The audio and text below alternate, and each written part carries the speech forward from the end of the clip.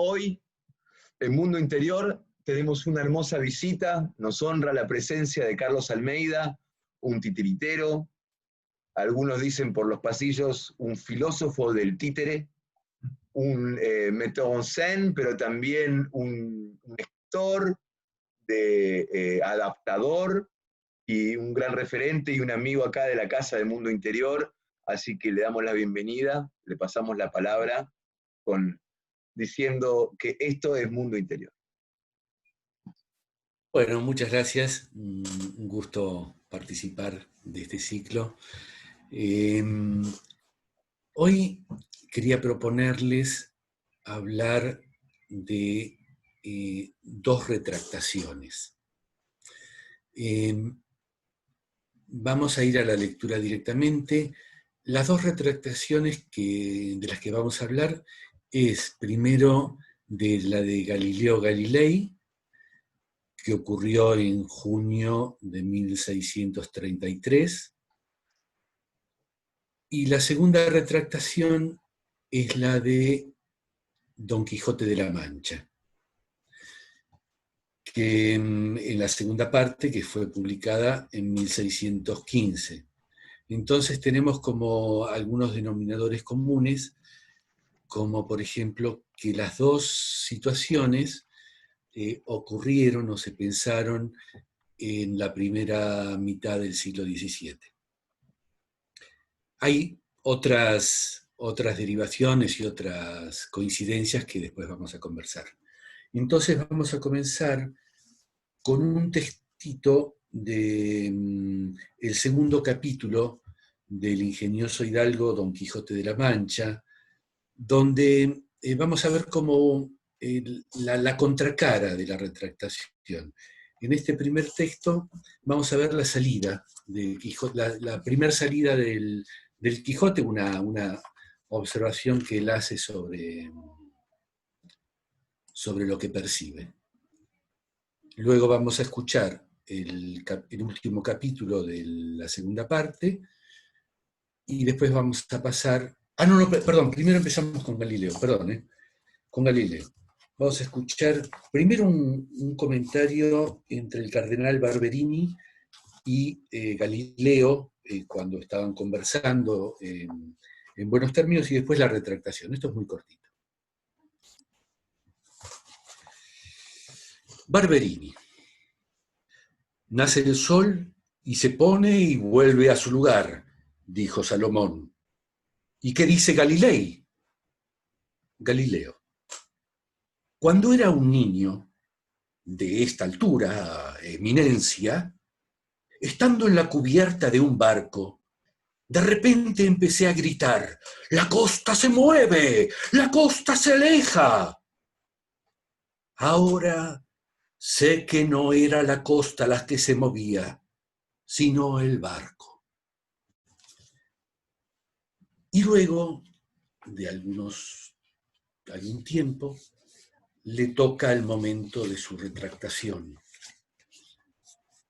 Y él dice: yo, Galileo Galilei, maestro de matemáticas y de física en Florencia, abjuro solemnemente lo que he enseñado, que el Sol es el centro del universo y está inmóvil en su lugar, y que la Tierra no es el centro ni está inmóvil. Abjuro, abomino y maldigo con sincero corazón y fe no fingida todos estos errores y herejías, así como también cualquier otro error u opinión que se oponga a la Santa Iglesia.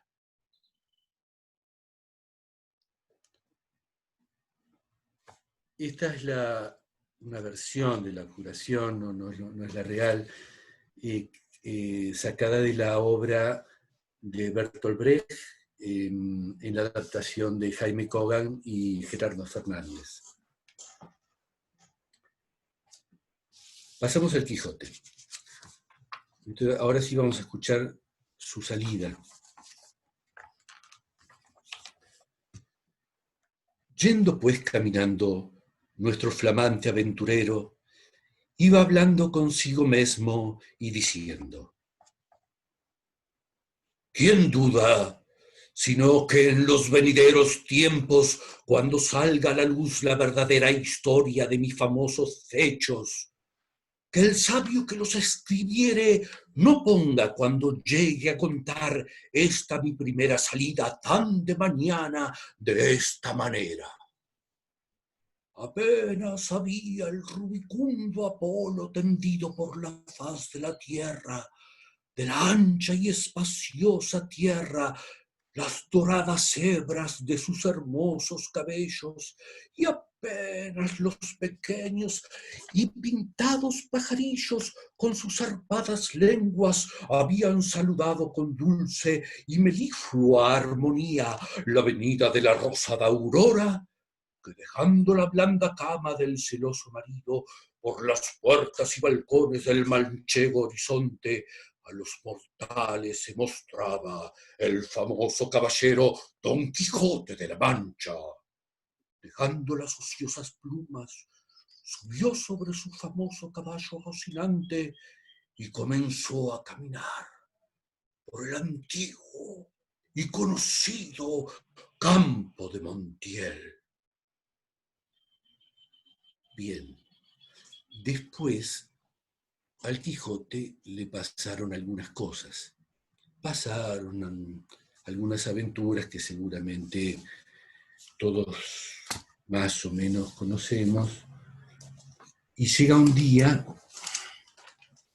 en que le toca afrontar un momento difícil,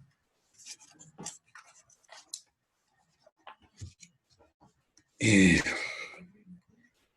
es su muerte. Les spoileo el final. Bueno, entonces el capítulo del Quijote se llama de cómo Don Quijote cayó malo y del testamento que hizo y su muerte.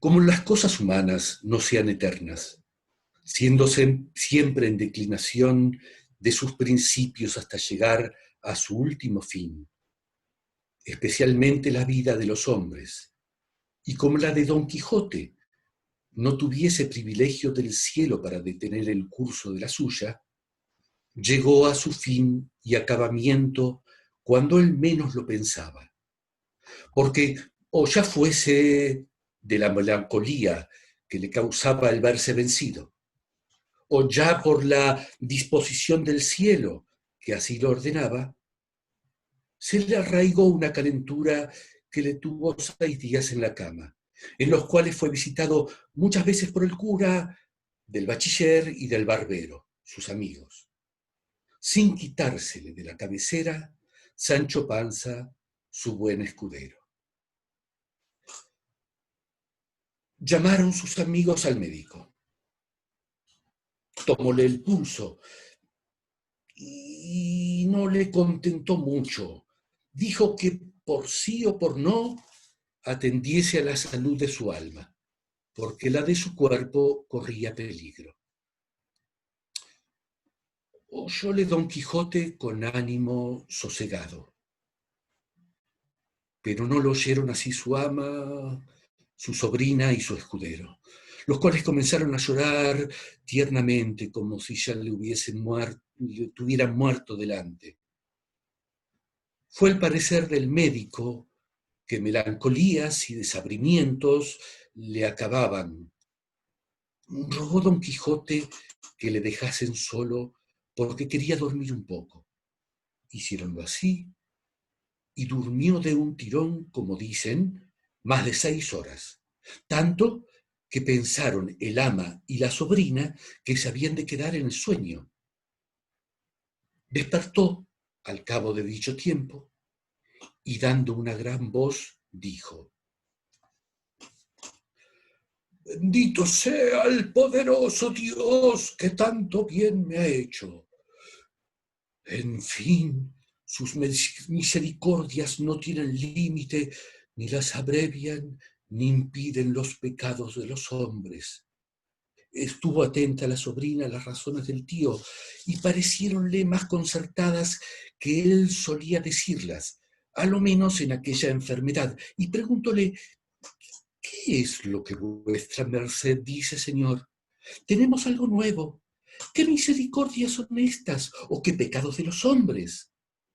Las misericordias, respondió don Quijote, sobrina, son las que en este instante ha usado Dios conmigo, a quien, como dije, no las impiden mis pecados.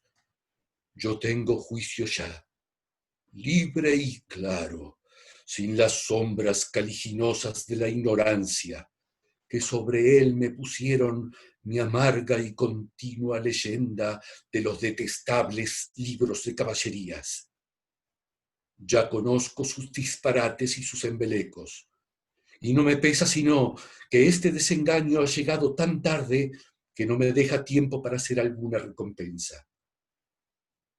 Leyendo otros que sean luz del alma, yo me siento, sobrina, a punto de muerte.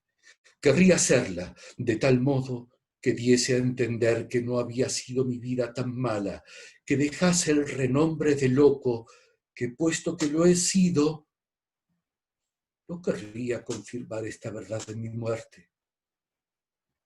Llámame, amiga, a mis buenos amigos, el cura, el bachiller Sansón Carrasco y a maese Nicolás el barbero, que quiero confesarme y hacer mi testamento.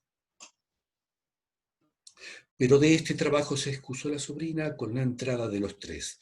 Apenas los vio don Quijote cuando dijo: dadme albricia, buenos señores, de que ya no soy don Quijote de la Mancha, sino Alonso Quijano, a quien mis costumbres me dieron renombre de bueno.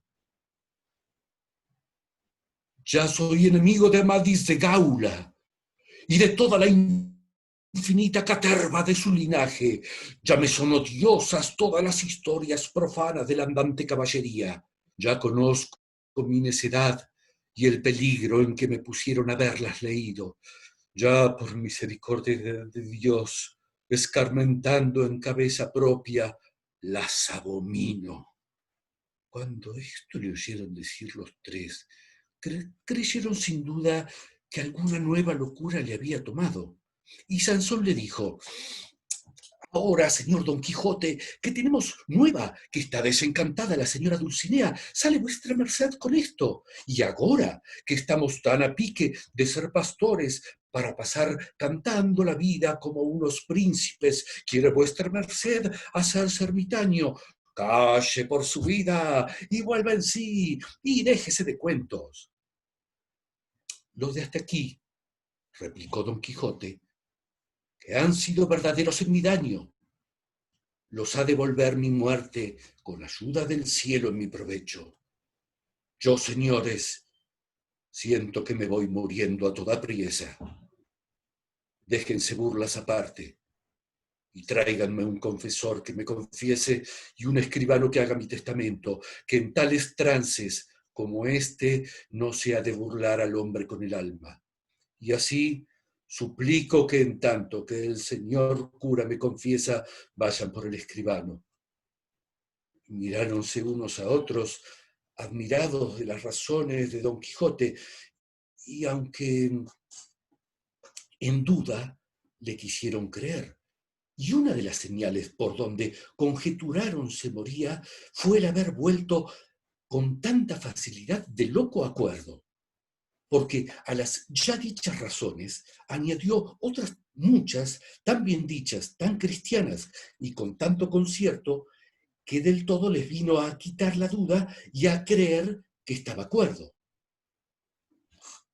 Hizo salir la gente el cura, quedóse solo con él y confesóle. El bachiller fue por un escribano y de allí a poco volvió con él y con Sancho Panza, el cual Sancho, que ya sabía por nuevas del bachiller en qué estado estaba su señor,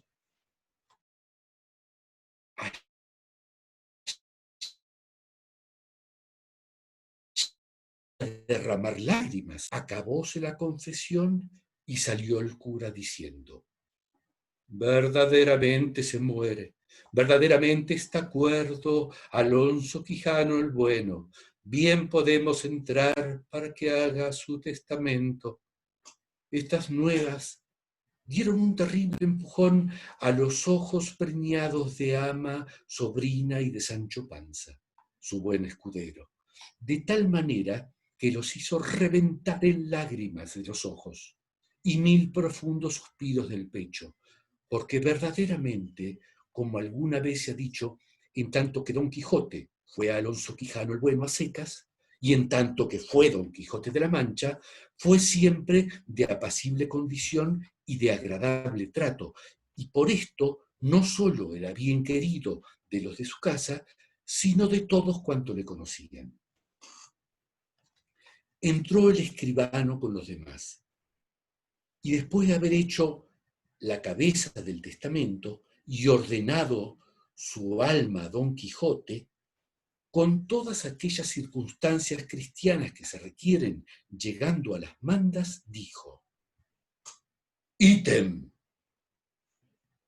es mi voluntad que de ciertos dineros que Sancho Panza, a quien en mi locura hice mi escudero, tiene, que porque ha sabido y ha habido entre él y mí ciertas cuentas y dares y tomares, quiero que no se le haga cargo de ellos, ni se le pida cuenta alguna, sino que si sobrase alguno después de haberse pagado de lo que le debo, el restante sea suyo. Le haga. Y si como estando yo loco fui parte para darle el reino, el gobierno de una ínsula, ahora estando cuerdo, darle el de un reino se le diera, porque la sencillez de su condición y la fidelidad de su trato lo merece. Y volviéndose a Sancho le dijo: perdona, mi amigo, de la ocasión que te he dado de parecer loco como yo, haciéndote creer y caer en el error en que yo he caído, de que hubo y hay caballeros andantes en el mundo. Ay, respondió Sancho, llorando, no se muera vuestra merced, señor mío, sino tome mi... Porque la mayor locura que pueda hacer un hombre en esta vida es dejarse morir sin más ni más, sin que nadie le mate, ni otras manos le acaben que las de la melancolía. Mire, no sea perezoso, sino levántase de esa cama y vámonos por el campo vestidos de pastores como tenemos concertado. Quizás tras de alguna mata hallaremos a la señora doña Dulcinea desencantada, que no haya más que ver. Si es que se muere de pesar de verse vencido, écheme a mí la culpa, diciendo que por haber yo cinchado mal a Rocinante le derribaron. Cuanto más que vuestra merced habrá visto en sus libros de caballerías ser cosa ordinaria derribarse unos caballeros a otros y el que es vencido hoy ser vencedor mañana. Así es, dijo Sancho. Y el... Señores, dijo Don Quijote, vámonos poco a poco, pues ya en los nidos de antaño no hay pájaros hogaño. Yo fui loco y ya soy cuerdo. Fui Don Quijote de la Mancha, y agora, como he dicho, Alonso Quijano el Bueno. Pueda con vuestras mercedes mi arrepentimiento y mi verdad volverme a la estimación que de mí se tenía, y prosiga adelante el señor escribano. Dejo por mis albaceas al señor cura y al señor bachiller Sansón Carrasco, que están presentes. Ítem, es mi voluntad que si Antonia Quijana, mi sobrina, quisiere casarse, se case con un hombre de quien primero se haya hecho información que no sabe cosa de libros de caballerías, y en caso que se averigüe que lo sabe, y con todo eso mi sobrina quisiera casarse con él, y se casase, pierda todo lo que le he mandado, lo cual pueda mis albaceas distribuir en obras pías a su voluntad. Ítem, suplico a los señores, mis albaceas, que si la buena suerte trujere a conocer, bla, bla, bla. Esto lo dejamos. Cerró con esto el testamento y tomóle un desmayo. Se tendió de largo a largo en la cama. Alborotáronse todos y acudieron a su remedio. Y en 3 días más que vivió, después de donde hizo el testamento, se desmayaba muy a menudo. Andaba la casa alborotada, pero con todo comía la sobrina, brindaba el ama y se regocijaba Sancho Panza, que esto de heredar algo borra o templa en el heredero la memoria de la pena que es razón que deje el muerto. En fin, llegó el último de Don Quijote.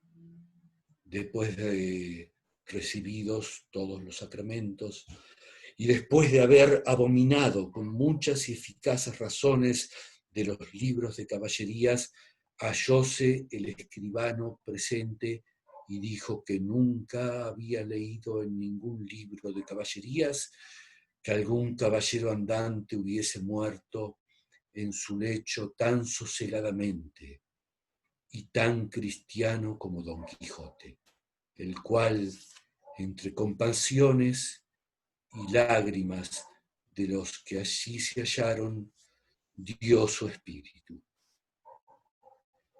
Quiero decir que se murió. Gracias.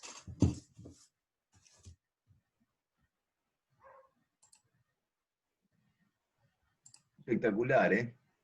Espectacular. La verdad que Carlos tenía razón.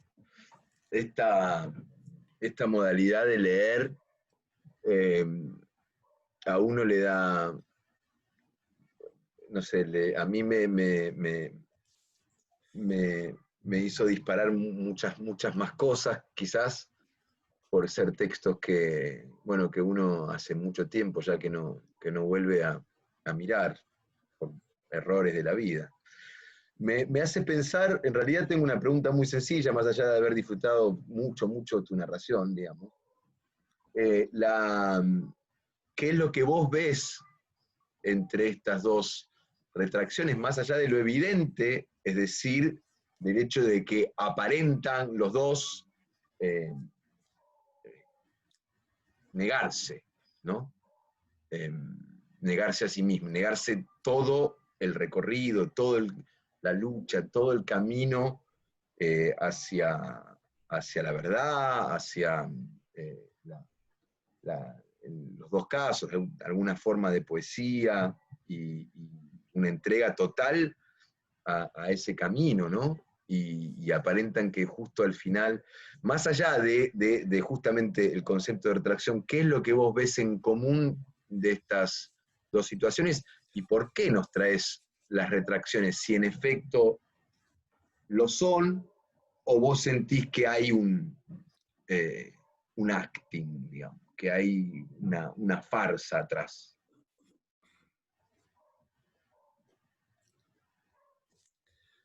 Está bien. En principio, lo que pienso es que la sociedad que contenía a ambos personajes se tranquilizó con estas retractaciones, o retracciones. ¿Cómo está mal retractación? ¿Es retracción o retractación? No sé. Bueno, retractación. Retractación. Bueno, Yo dije creo retracción. que... Bueno, no importa. Creo que se calmaron las sociedades. En el caso de Galileo, creo bueno, ustedes son filósofos y, y sabrán muchísimo más de lo que sé yo al respecto del momento del pensamiento, en esa circunstancia histórica. Yo simplemente, bueno, ahora les cuento por qué también los traigo desde lo personal. Pero en el caso de Galileo me parece que eh, para el Papa era una tragedia estar en una cosita que se movía, de estar en el centro mismo del universo y ser él el centro mismo de ese planeta donde estaba el centro, el centro, de repente pasaba a ser un puntito en una cosa inmensa que se movía alrededor de otra cosa que tenía más poder. Eso me parece que al Papa obviamente lo tranquilizaba y a todo el poder, al poder tranquilizaba. Y a la gente, tal como lo dice Brecht, a la gente común también la tranquilizaba, porque una cosa es estar a la deriva en un mundo donde no se sabe para dónde ir y estar en la transitar la incertidumbre, y otra cosa es saber perfectamente a dónde uno va y, y sea bueno o sea malo, tener claro hacia dónde se está yendo. Eso se viene repitiendo, me parece, a lo largo de la historia. Entonces, ahora decís, pero ¿era verdad lo que dijo Galileo? No, él tenía plena conciencia de que lo que estaba diciendo no era verdad. Es una absoluta mentira, o una absoluta, sí, podríamos decir una mentira, porque él sabía claramente que lo que estaba, lo que él sabía por su investigación científica y su convicción era todo lo contrario de lo que estaba jurando. Solo especulaba para que no lo encarcelen y lo torturen a través de la Inquisición.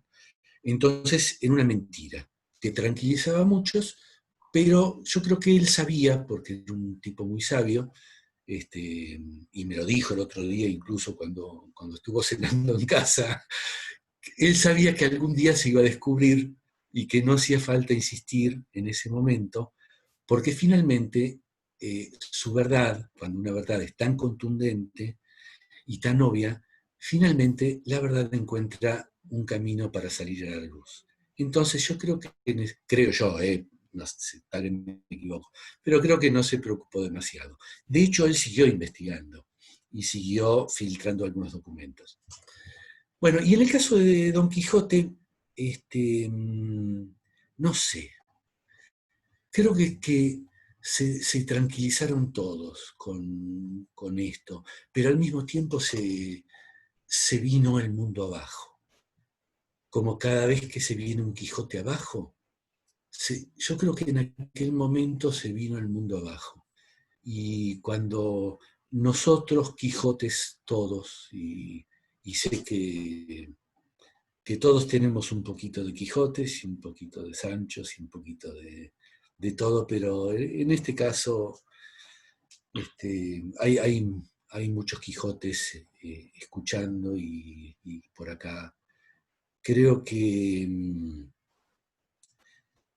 cuando dejamos nuestras Quijotadas, o me pasa a mí, cuando dejo de ser Quijote y me convierto en Alonso Quijano el Bueno, pierdo un poco de vuelo, pierdo un poco de Campo de Montiel y de aquella mirada del amanecer profundo. Y les agradezco mucho haber vuelto a recordar esos textos. Eh, entonces, la pregunta si era verdad o era mentira, creo que el Quijote, no sé, prefiero quedarme con la duda. Él venía, él estaba cumpliendo vuelve a su pueblo, vuelve a su casa, porque estaba cumpliendo un compromiso que había asumido con el caballero de la Blanca Luna, que lo había vencido en una batalla y le había ordenado esto. O sea, Posada era en cumplimiento de las órdenes de caballería. y sin embargo acá dice que es cuerdo y que olvida todo. Yo no sé si, no tengo certeza. Seguramente hay investigadores que ya investigaron y ustedes mismos deben saber, pero yo tengo duda o me quiero quedar con la duda, pretendo conservar que en algún lugar él sigue siendo el Quijote y que no se resignó a ser Alonso Quijano el Bueno. Después les cuento las de las personales. En principio, las dos, por la manera en que vos lo presentás, en las dos retractaciones hay una crítica muy dura a la sociedad, tal como vos lo presentás. Una crítica que señala algo que parecería que sigue siendo muy contemporáneo, que también está hoy, y que también parecería ser que está conjurado poder decirlo. Y es que la gente prefiere la falsedad y la mentira a la verdad. La gente prefiere la tranquilidad de la falsedad y de la mentira, la comodidad de eso a la verdad, porque le incomoda la verdad de cómo es el mundo en Galileo y le incomoda la verdad de la fantasía. El hombre es esas dos cosas, ¿no? Cada uno de nosotros somos esas dos cosas. Un espíritu realista que mira el mundo y lee lo que pasa, y Galileo, y la fantasía, que es el Quijote, que también permite entender el mundo, pero porque lo hace añicos. Y la gente no quiere ninguna de las dos cosas. Y todo el circo, o gran parte de mucho circo de los poderes y de la política y de la pretendida vida intelectual, académica, artística, vive de concederle a la gente que tiene razón. Y en muchos casos no tiene razón. En muchos casos le encanta la mentira, la falsedad, y no es cierto que porque sean muchos tengan razón. Eso es lo primero que se me ocurre. Hay que concederse a sí mismo mucho coraje para poder decir eso.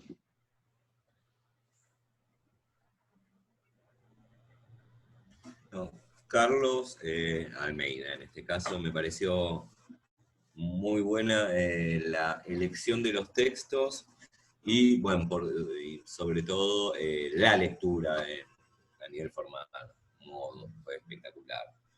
Me parece muy interesante lo que planteas entre esta relación entre una sociedad que prefiere la mentira y estas figuras, sea Galileo, sea el Quijote, que en cierta medida se aparecen como figuras heréticas, ¿no? No en un sentido teológico, religioso, bueno, quizás en el caso de Galileo, pero no estoy hablando de esto, sino como ciertas figuras heréticas del sentido común. Y cómo el hecho de retractarse vuelve a brindar una tranquilidad. Sea en el caso de una retractación, palabra complicada elegiste, creo que lo dije bien, una retractación surgida quizás de la autonomía auténtica, como puede ser la del Quijote, u otra más bien nacida de una coerción, bueno, eso no importa. Sin embargo, sí, puede tranquilizar a esto que denominamos gente, que incluso me parece bastante interesante el concepto de gente, con el concepto de mob que va a emplear Hannah Arendt, el concepto de serie, de masificación, ¿no? Frente a la idea de comunidad, bueno, no importa eso. Ahora pensé en otras dos figuras heréticas que constituyen el suelo de nuestra cultura, y que justamente fueron condenadas por heréticas en este sentido, ¿no? En este aspecto de herejes con respecto al sentido común, pero no se retractaron. Sócrates y Cristo. ¿Qué pasa? ¿Qué pasa con eso, no? Ninguno de los dos trajo tranquilidad, y lo peor es que no se retractaron. Y sin embargo, ¿no? Como contrapartida, aparecen como modelos, ¿no? Porque tenemos la figura del mártir, ¿no? La figura del mártir, en un punto siempre es, no lo digo con las connotaciones teológicas, la figura del mártir es un poco esta figura del hereje que mantiene su herejía hasta el fin, y bueno, y después pasa algo novedoso, no sé cómo un simple pensamiento, ¿no? Galileo y Quijote por un lado, Cristo y Sócrates por el otro, ¿no? Está bueno. No sé si... Bueno, no voy a poder responder nada a estos comentarios, solo comentar los comentarios, tanto el de Carlos como el de Maxi. El de Carlos, sí, bueno, yo estoy totalmente de acuerdo con lo que decís, pero yo casi te lo podría responder en primera persona. A mí me es más difícil enfrentarme a la verdad que enfrentarme a otra posibilidad.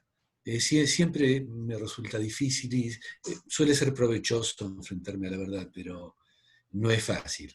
En tal caso, como decía Santiago hoy, antes de comenzar, uno, no sé si sabe siempre, si está diciendo la verdad o si está diciendo una mentira. No sé. Pero en tal caso es más interesante y más inquietante la verdad, y creo que huimos de ella porque es demasiado problemática. De hecho, fíjate, bueno, lo que decía Maxi, el ejemplo decía Cristo y Sócrates. Sócrates no, la verdad que ustedes ahora contarán un poquito más. De Cristo conozco un poco más la historia y sí, yo creo que había como un objetivo, un supraobjetivo donde la verdad, bueno,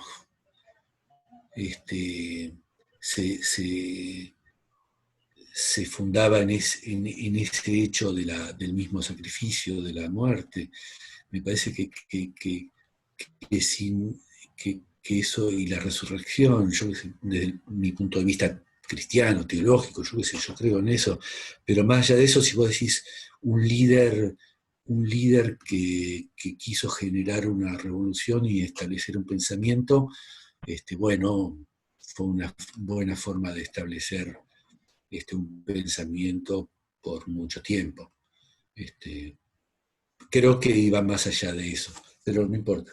Y después otra cosita que incluso lo remarqué porque, como ustedes saben, yo siempre ando en la cabeza con la vida de sueño. Y me llamó la atención algo que se dice en el Quijote, cuando Sancho y Quijote ven el pueblo desde una colina, ven su aldea, Sancho le dice, aquí vamos, aldea mía, yo qué sé, llegamos, arriba, es muy cortito, lo voy a leer mejor, si no es horrible. Es muy cortito, a ver si lo tengo cerquita. Dice, abre los brazos y recibe también a tu hijo Don Quijote, que si viene vencido de los brazos ajenos, viene vencedor de sí mismo. Viene vencedor de sí mismo. Y en La vida es sueño hay un textito que dice Segismundo en el final, dice, pues ya que vencer aguarda mi valor grandes victorias, hoy ha de ser la más alta, vencerme a mí. Entonces, tal vez, lo que se estaba diciendo en estos pensadores es que el desafío es sobre uno mismo. Cómo vencernos a nosotros mismos, sea en lo individual y sea en lo social, y sea en lo político. O sea, lo podemos trasladar a todos lados, pero como que la revolución empieza en uno, cuando se puede y cuando, yo qué sé. Bueno, no, perdonen, uno se pone a opinar en estos casos, pero... No pida perdón. ¿Quiénes están del otro lado? Me da pavor. Mira, es una cosa que hablamos mucho acá. Carlos la dice mucho, y la verdad que cuando la dijiste, esta cuestión de vencerse uno, parecería ser que ahí de alguna manera podríamos atacar un poquito lo que dice Maxi, en el sentido de que quizás estas dos figuras, tanto Galileo como Quijote, no tengan un interés más allá de haber logrado vencerse a sí mismos, y esta narcótica paz, tranquilidad que le da a sus enrededores, lo hacen justamente porque no tienen la pretensión política quizás que tenía Sócrates y Jesús, digamos. Que son figuras, para mí, lo distinto de uno y del otro, profundamente políticas, digamos. Y en ese sentido mucho más mártires, porque ni Galileo ni Quijote terminan siendo ejecutados, digamos, por el régimen, cosa que en Jesucristo y en Sócrates sí, ¿no? Y mismo, de alguna manera, Sócrates no le importa, porque él de todos modos, habiendo vencido, puede ser, digamos, pensando de esta manera, que se ha vencido a sí mismo, pero sobre todo estando consciente de sus creencias, porque Sócrates, digamos, convencido de la transubstanciación del alma, de la inmortalidad del alma, como filósofo, vive muriendo y en realidad es una liberación, no hay ningún tipo de miedo, al contrario, todo el trabajo de la filosofía para él es prepararse para la liberación, que es ese momento de la muerte. No hay ningún tipo de...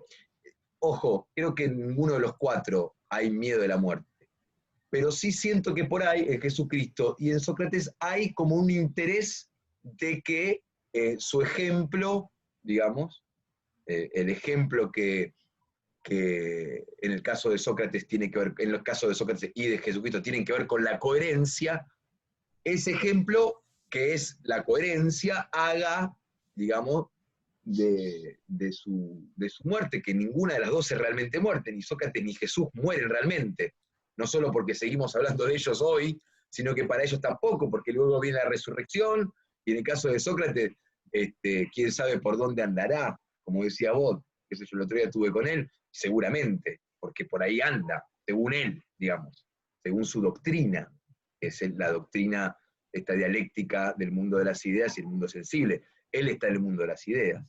Mientras eso exista. Ahora, creo que hay una preocupación por el sistema reinante de ambos dos, de que la verdad triunfe. Y quizás en el caso de Galileo, que es el que me hace un poquito de ruido quizás, que exactamente esta retractación de qué se trata, y en el caso del Quijote no importa, ¿no? Porque también es un poco esa entrega al mundo de las ideas, de la fantasía, como decía Carlos, esos dos personajes están muy bien pensados de esa manera. Lo que no nos permitimos es soñar, y lo que no nos permitimos es enterarnos de cómo funcionan las cosas. Mientras menos sepamos de cómo funcionan las cosas, mejor. Y mientras menos sepamos, mientras menos volvemos, mejor. Hoy, sobre todo. Y por eso es muy bueno esto de traer a estos textos hoy, ¿no? Pero pensaba en esa distinción. En Sócrates y en Cristo hay una preocupación, una preocupación política real, digamos. Una convicción de que la lucha política de transformación es algo que continúa una vez que ellos no estén físicamente más acá. No los veo muy preocupados, insisto, lo de Galileo no estoy seguro, pero al Quijote no lo veo muy preocupado, sino más bien un referente que tranquiliza a la gente que está alrededor suyo. No se preocupen, todo va a estar bien. Pero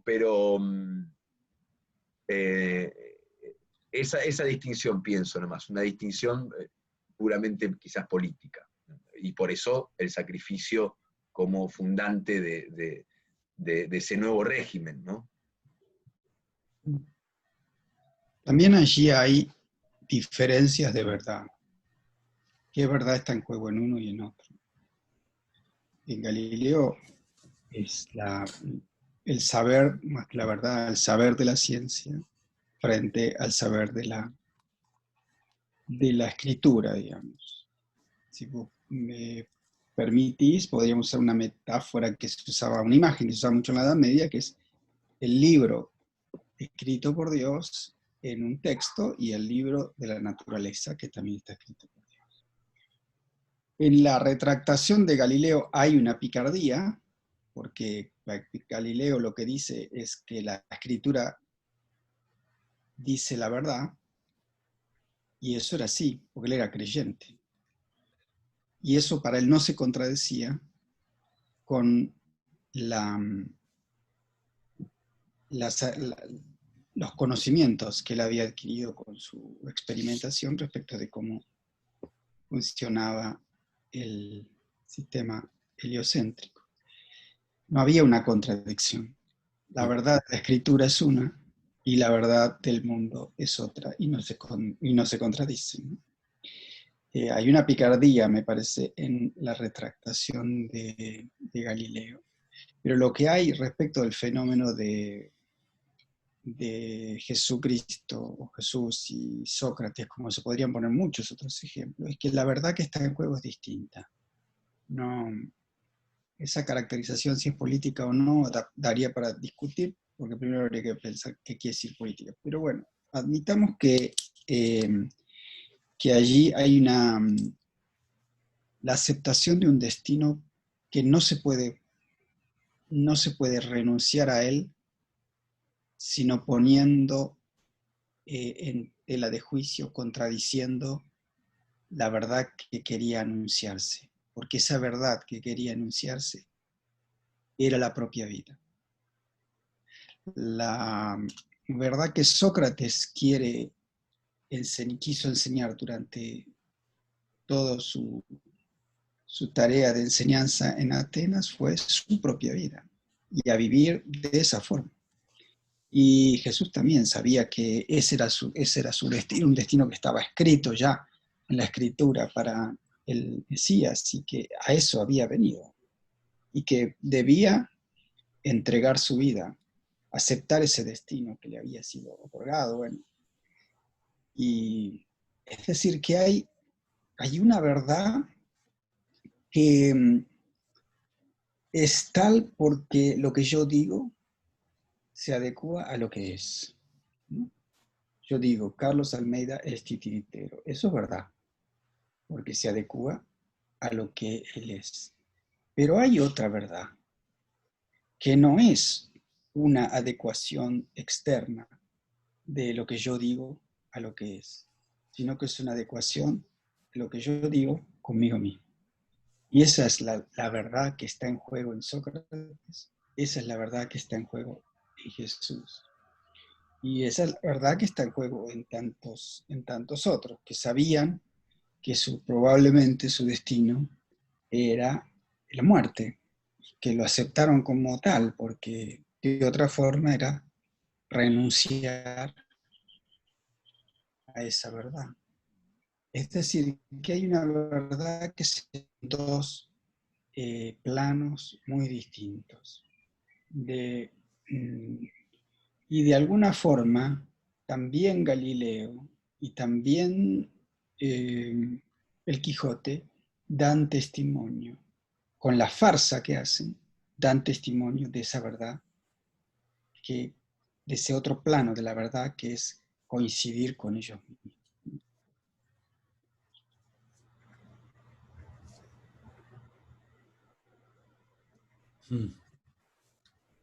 Bueno, qué reflexión. Sí, Perdón, sí. para Bueno. hacer, coincidir con ellos mismos, Carlos, no me trajo lo de la adecuación también, como que si hubiera algo que también debe coincidir en otro Sí, plano, pero también como que la verdad vos la ves como una adecuación de A a B, en el bueno, eso es lo que caso, dice Aristóteles, ¿no? Categoría, ¿no? Es decir, eso dice Aristóteles. claro, Una proposición. La verdad está en la proposición. bien, Y entonces la verdad es tal porque coincide lo que yo digo con lo que es. ¿Sí? Si no coincide, es falso. Ahora hay otro modo de entender la verdad, que no es la verdad de la proposición, sino mi verdad, yo. Y es en cuanto que yo coincido, mi ser coincide con esto que digo, que profiero, ¿sí? Esa verdad nos hace renacer de nuevo. ¿Y vos pensás que uno lo percibe eso? ¿Lo percibís, te das cuenta con claridad cuando sucede? ¿O es confuso?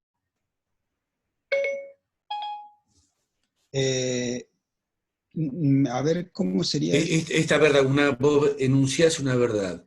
Esto decía, Carlos Almeida es titiritero. La otra verdad, la que se testimonia, la verdad que es internamente cierta, uno percibe que eso sucede o Yo porque creo, uno puede percibir que otra cosa. yo creo que eso siempre es confuso. Y ahí está también el valor de eso, ¿no? Pensá en el Evangelio, digamos, ¿no? Hay dos hechos de Jesús. Una, cuando está rezando, antes de ser llevado, y le dice, Padre, si puedes, aparta de mí este cáliz. Sí.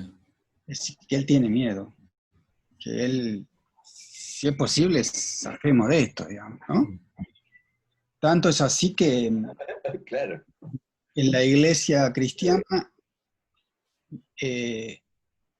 como en un momento el que era santo, digamos, el hombre y la mujer perfecta era el que pasaba por el martirio, tanto que había un bautismo de sangre que se llama el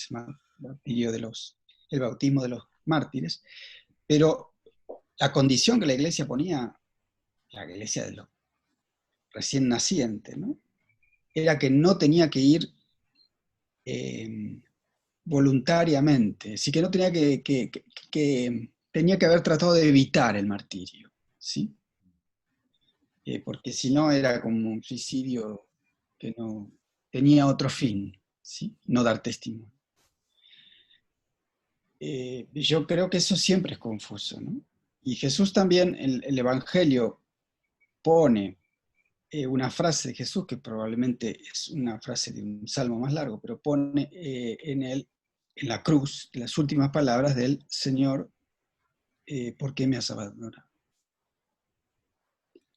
Entonces, me parece que también el valor de eso es que uno tiene ciertas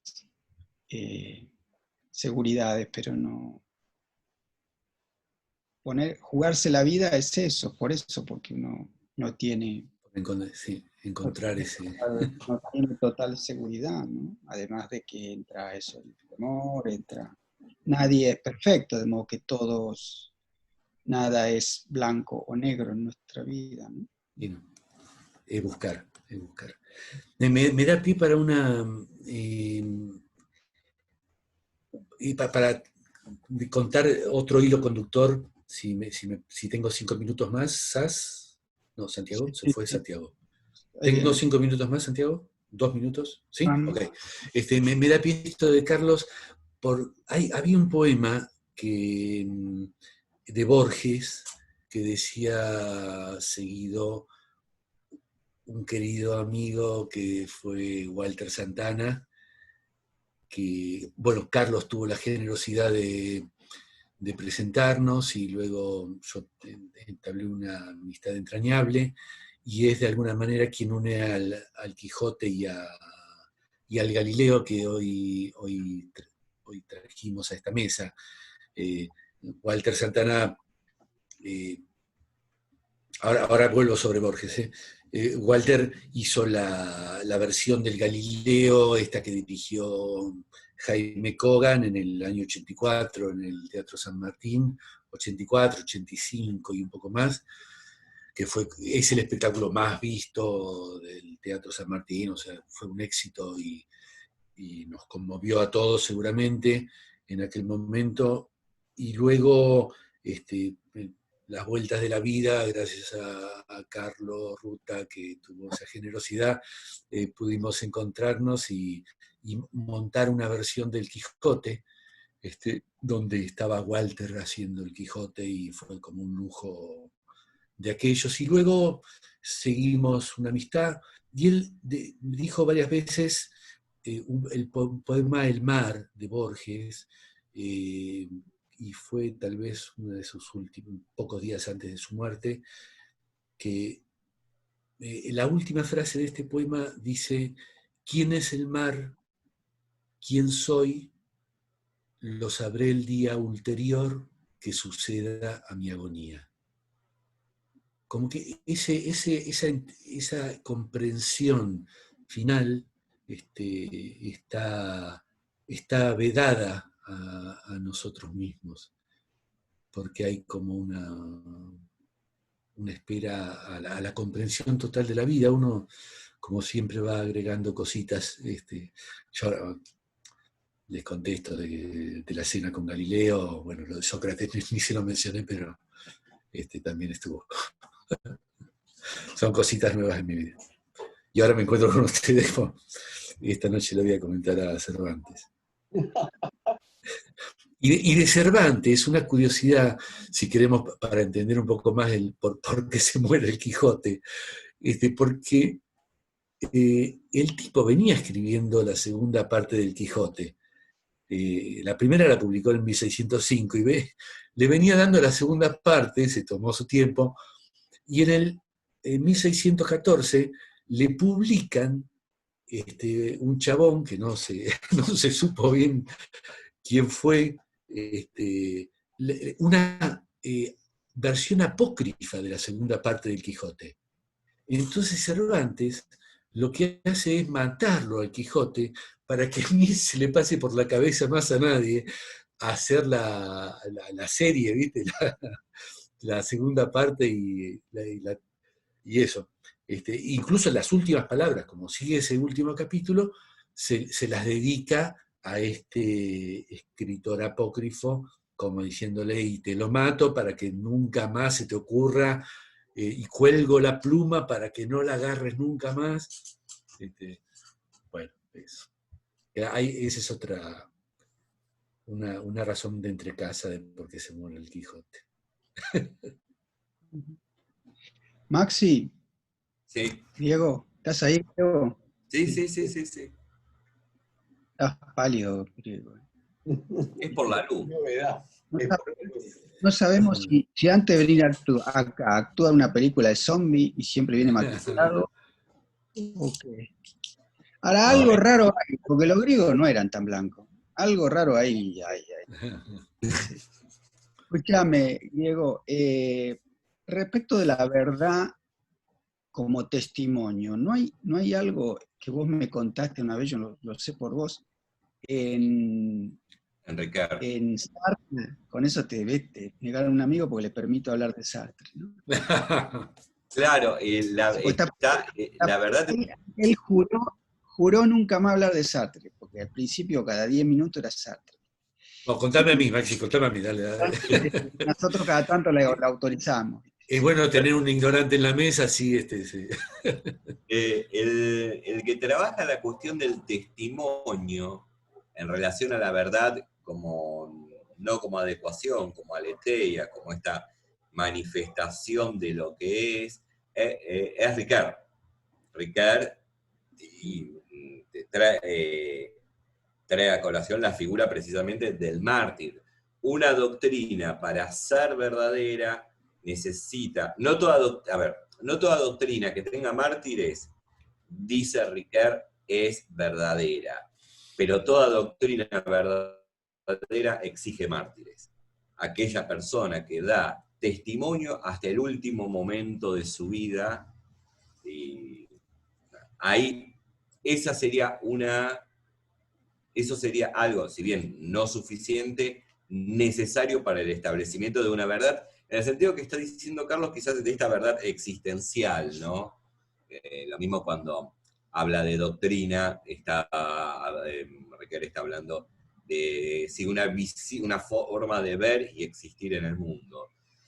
Y lo que dice Sartre también, tiene él un texto, Verdad y Existencia, en donde la existencia humana es siempre orientación hacia la verdad. Y la verdad no es otra cosa que la iluminación de lo que está en tinieblas. Y una vez que es un acto que lleva a cabo el sujeto, el hombre, no el sujeto, sino el hombre, de develar aquello que está oculto y necesariamente encontrarse con el otro y compartir ese desvelamiento. O sea que habría un sentido comunitario de la verdad. Eso es lo que dice Sartre, en una relación también con una verdad, no en el sentido de la verdad por adecuación o por correspondencia. La verdad dicha es posterior. Claro, Sí. en ese sentido, supongamos que Galileo está haciendo una farsa. De todas maneras, en la obra de Brecht, que es lo que leímos, Brecht quiere mostrar lo que pasa en esa sociedad y lo que pasa con el poder en esa sociedad. Y entonces esa retractación finalmente es hacer manifiesto lo que está pasando, con lo ridículo que es esa. Y después, exacto. Claro. Es el sarcasmo y formas de manifestar. Y la farsa es una forma de manifestar la verdad, me parece. Y el mismo Quijote también, ¿no? Cuando porque, está puesto... Bueno, en el Quijote, la muerte del Quijote también, él dice que para que vean que no estoy loco. Claro. Los otros quieren seguir la farsa como si en verdad el Quijote hubiese estado de la cabeza, digamos, ¿no? Y no hubiese estado más bien en otra dimensión, ¿no? Con esa entrega, con ese darles la razón, también pone a luz lo que, en términos de lo que decías, lo que está pasando ahí, ¿no? En esa sociedad, con esa gente. Sí. Nadie quiere que Quijano sea Quijano. Todos quieren que el Quijote sea Quijote, ¿no? Sí. Se necesita, es necesario ese símbolo, quizás. Yo creo que finalmente hasta los amigos del Quijote habrán quedado un poco desalentados con la situación. Ahora, vos fijate que con Galileo, está bien, vos, Carlos, hace un rato decías, bueno, pero él era cristiano y él respetaba la doctrina de la Iglesia. Pero, la obra de Brecht, al menos dice, bueno, pero cuando el cardenal le dice, usted nos va a enseñar a interpretar la Biblia, los testamentos. dice, pero Galileo le responde, pero tal vez si se entiende mal la naturaleza, tal vez entendimos mal las Sagradas Escrituras. Tal vez entendimos mal las dos cosas. No es que la Sagrada Escritura. Tal vez la estamos diciendo acá, como ironía, ¿no? Obviamente.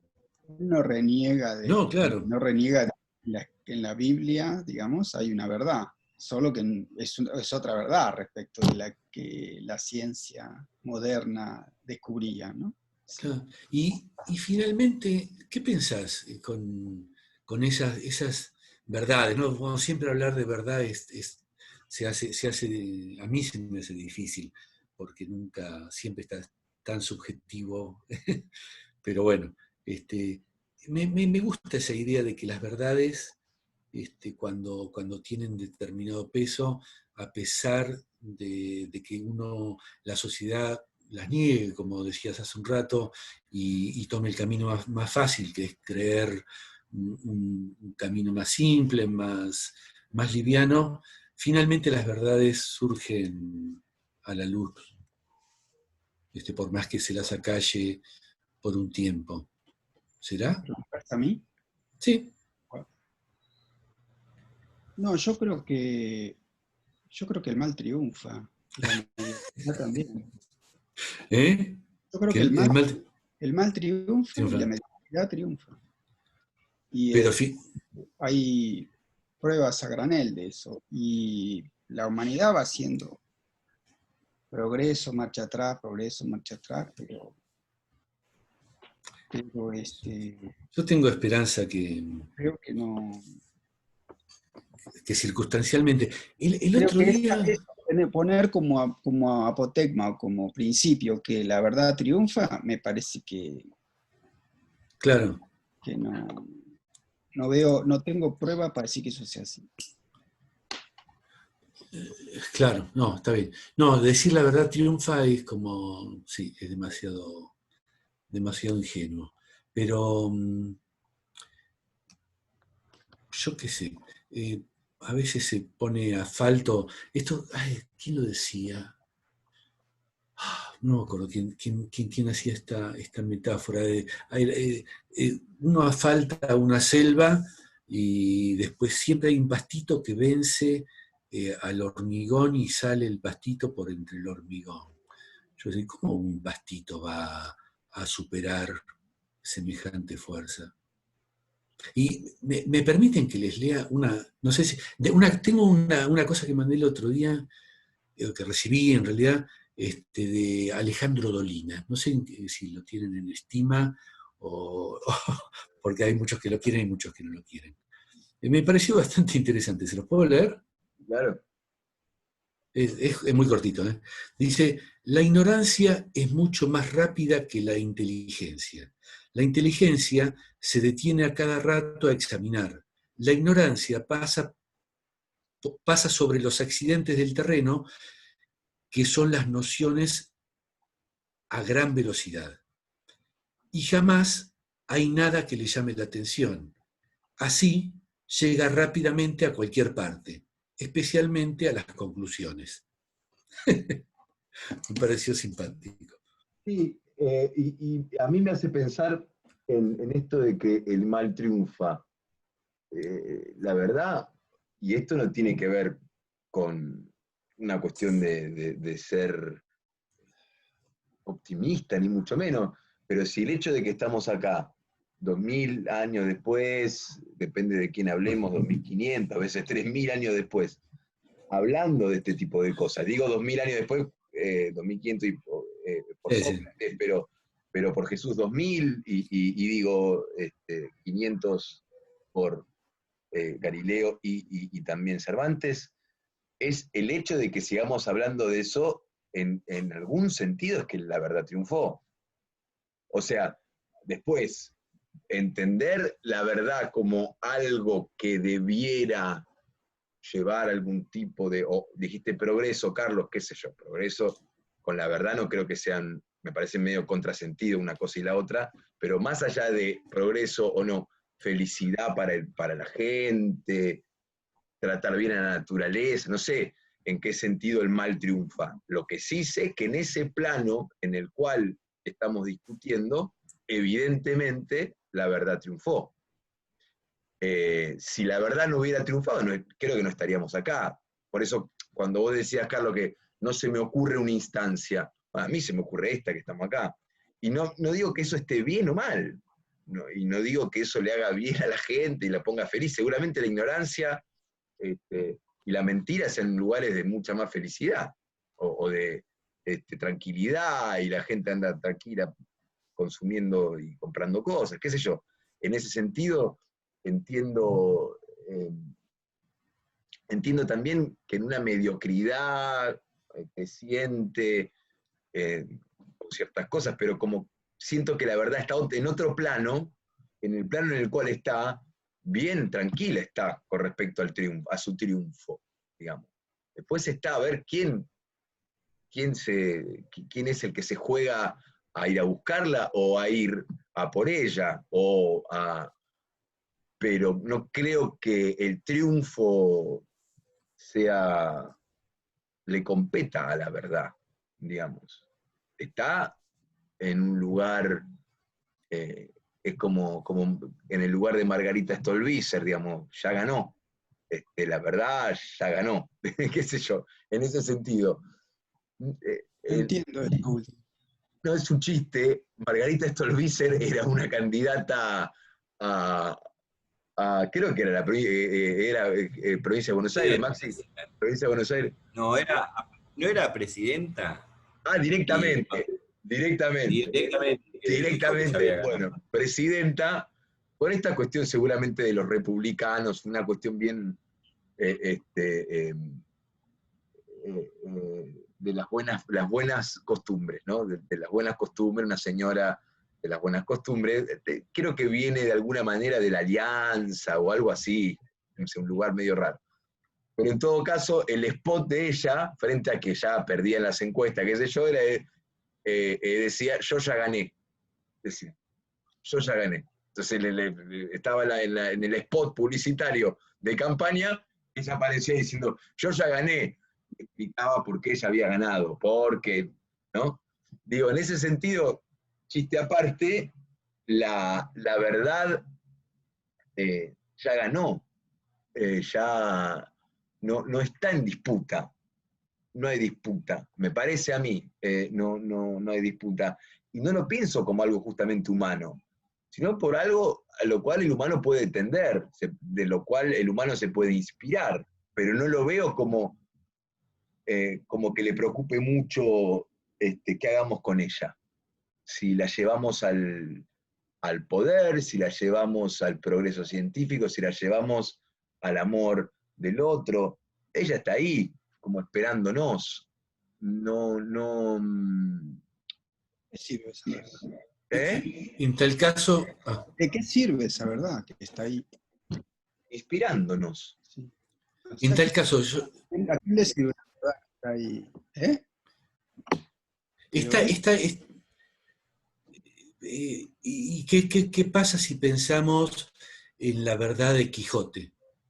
En la verdad que está sostenida en una mirada más allá de la realidad, que está más allá, en la utopía, la verdad como utopía, Claro, el que Quijote tal ya vez no ganó sirve, también. pero ayuda al camino.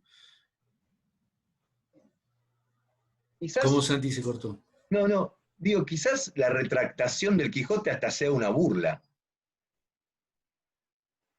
que se está burlando de nosotros, de aquellos que estaban viviendo en la cotidianidad sonsa del día a día, sin soñar, sin, como bien decía Carlos, sin fantasía.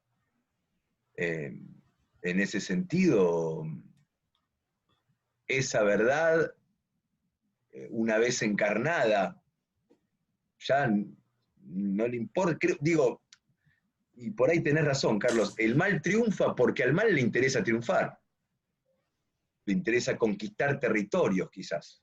Le interesa gobernar. Pienso que la verdad en algún aspecto está un poco más allá. Y en alguna misión nuestra, creo que con Maxi directamente hablamos del tema este del mal, ¿no? Específicamente del mal, específicamente. Sobre el mal, sí. Así que bueno, remito a nuestra amable audiencia que lo busque y que encuentre ese debate. Porque bueno, el tiempo es tirano, debemos retirarnos. Me llamaron ya de gerencia del canal y tenemos que entregar el estudio. ¿Alguna reflexión final o paso a la lectura de nuestro poema culminante? Muy bien, Diego, a vos. Solo agradecer. Diego. El No, griego. a mí me parece, con respecto a este último tema, de que el mal triunfa, yo pienso bastante en esas líneas desde siempre. Sin embargo, manteniendo una cuestión que me parece interesante de Antonio Gramsci, cuando él dice que hay que ser pesimistas de la razón, pero optimistas de la voluntad. Bueno, y lo leo como esto de, bueno, hagamos algo, sabiendo que quizás todo esté perdido. Y después Carlos Almeida mencionó en un momento la palabra esperanza. Claro, ¿en qué momento en qué fundar la esperanza? ¿No? Si reina el Y la mal. utopía. Utopía. Bueno, Benjamin dice, también, Walter Benjamin, el filósofo judeo-alemán, tiene una frase que es interesante también.